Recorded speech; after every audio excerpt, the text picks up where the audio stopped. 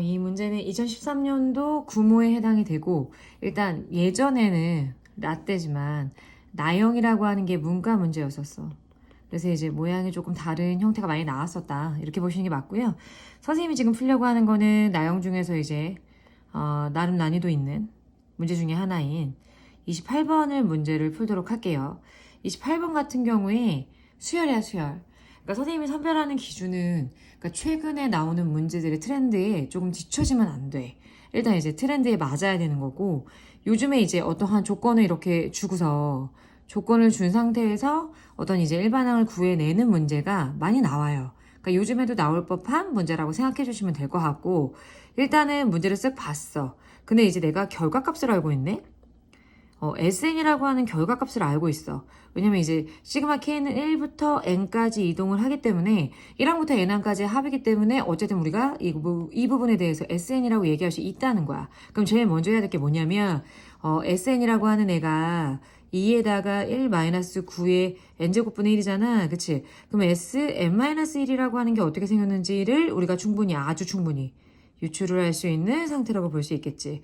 그럼 이거 두 개를 뺐었을 때 우리가 익숙하게 알지만 뭐죠? 이거 두 개를 뺐었을 때 Sn-Sn-를 통해서 일반항이 나와줘야 돼.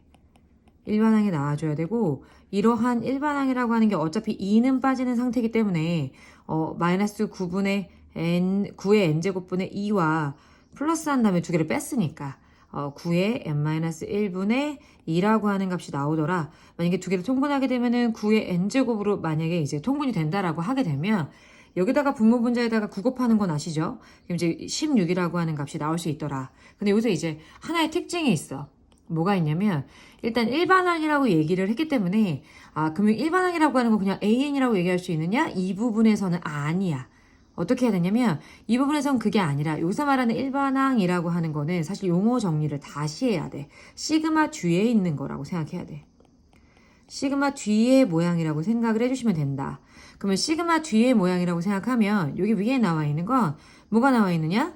AK 플러스 1에다가 마이너스 AK의 제곱이다 라고 하는 형태가 나와 있어.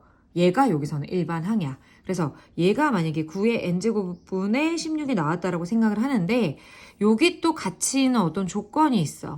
뭐가 있냐면 지금 항을 진행하면 할수록 커진다는 거야. 그럼 누가 더 크냐면 얘가 당연히 더 크겠지. 그럼 이 결과값이라고 하는 거는 당연히 양수가 될 수밖에 없다. 그래서 이제 내가 만약에 제곱을 만약에 떼어버린다라고 생각하면 어떻게 나오냐면 3의 n제곱분의 4라고 하는 값이 나올 수밖에 없었다는 거죠. 그렇다면 요새 이제 ak 플러스 1이라고 하는 값은 ak라고 하는 값에다가 플러스 한 다음에 3의 n제곱분의 4라고 하는 예전으로 얘기를 하면 개차수열의 형태가 나올 수 있다.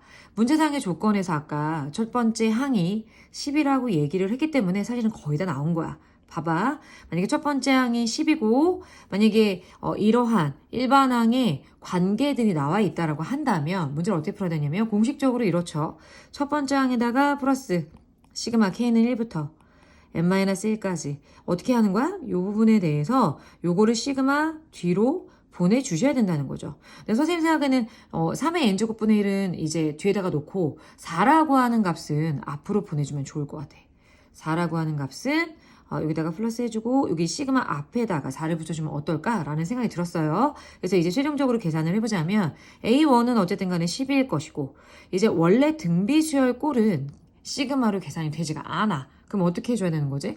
우리가 아는 상태로 보면 1-3분의 1분의 그 다음에 첫 번째 항 같은 경우 3분의 1인데 앞에 4까지 같이 데리고 가보자. 3분의 4가 될 것이고 1-3분의 1에 이제 지금 총 항이 n-1개가 있기 때문에 그냥 n-1 이렇게 그냥 가볍게 써볼게. 괄호 같은 거 안 치고. 그럼 이제 분모가 3분의 2이기 때문에 얘랑 약분이 되면 3분의 2가 이제 약분이 돼서 2가 나올 것이고 10에다가 2에다가 1-3분의 1에 n-1승 형태인데 이걸 우리가 뭐라고 볼 수 있냐면 이건 개차수열의 공식에 의해서 이 부분은 어쨌든 우리가 알고 있는 일반항을 구하고자 함이야. 그래서 이 부분 같은 경우에 우리가 최종적으로 원하는 게 뭐야?